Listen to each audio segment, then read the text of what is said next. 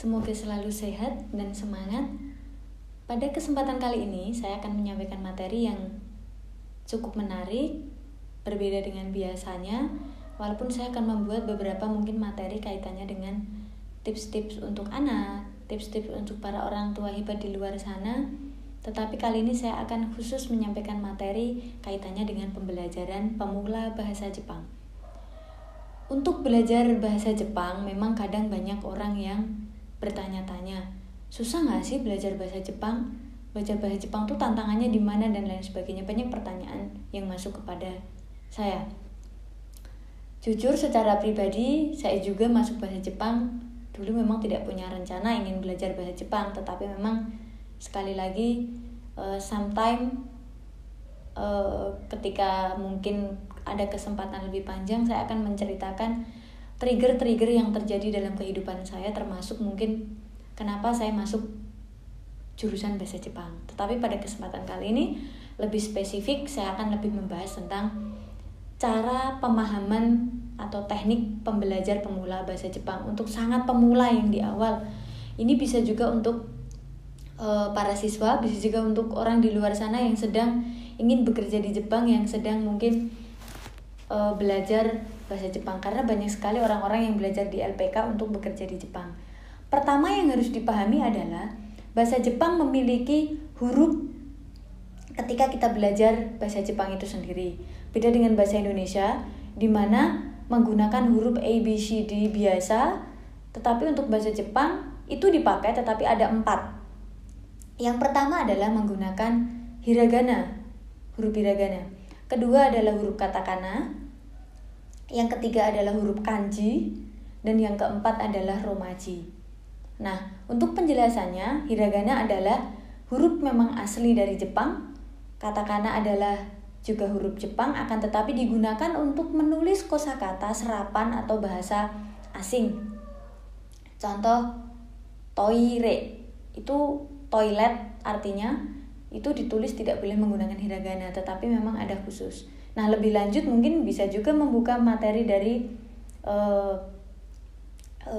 internet ya, atau lebih tepatnya biar lebih secara materi tahu itu apa katakana, itu apa hiragana, kanji dan juga romaji.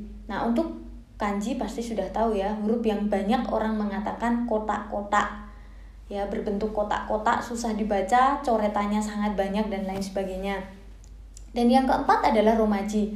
Romaji adalah huruf Roma atau biasa, yaitu huruf ABC, di mana huruf itu tapi penulisannya dalam bahasa Jepang. Contoh kita menulis seperti tadi, kita menulis Ohayo, selamat pagi, Ohayo. Nah, itu tapi kita menulisnya dengan O, H, A, Y, O, U. Nah, itu disebut dengan romaji, tetapi dalam bahasa Jepang. Pertama huruf. Yang kedua adalah bunyi.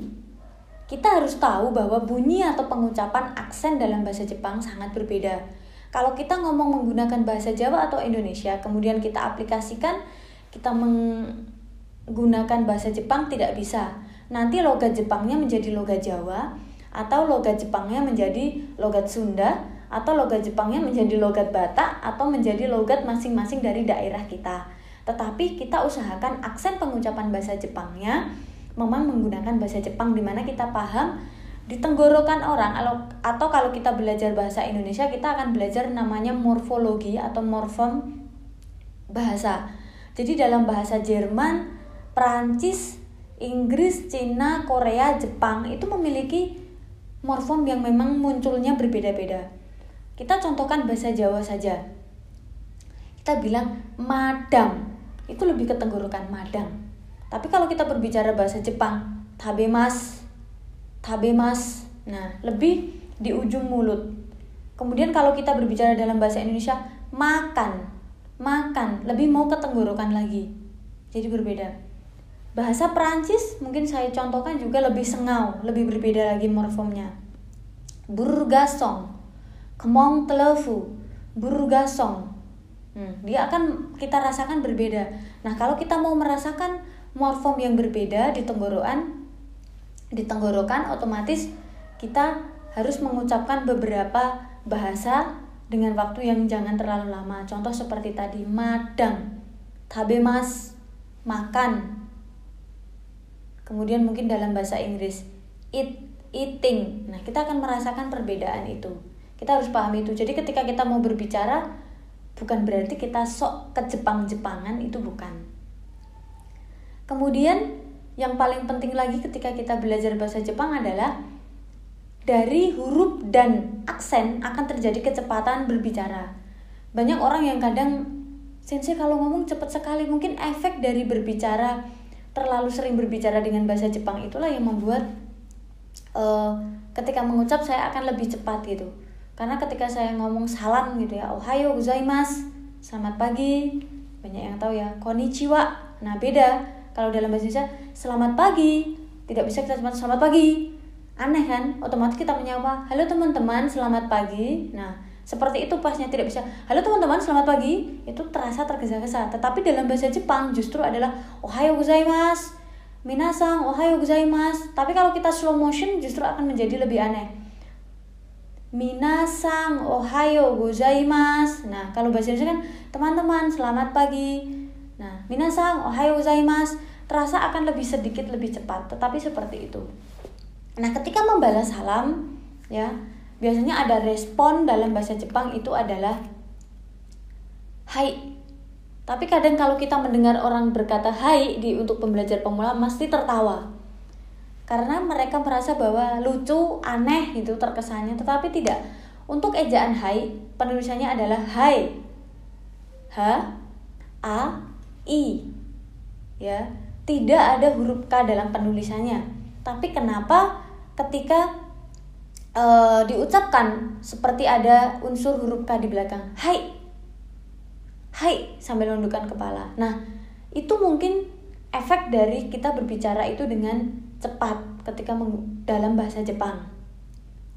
Jadi ketika kita disapa, saya contohkan ohayo gozaimasu. Hai, ohayo gozaimasu. Nah, selamat pagi. Ya, selamat pagi. Itu responnya. Konnichiwa. Hai, konnichiwa. Selamat siang. Nah, dan lain sebagainya. Nah, itu adalah salam-salam awal yang mungkin yang akan dipakai atau dalam bahasa Jepang disebut aisatsu.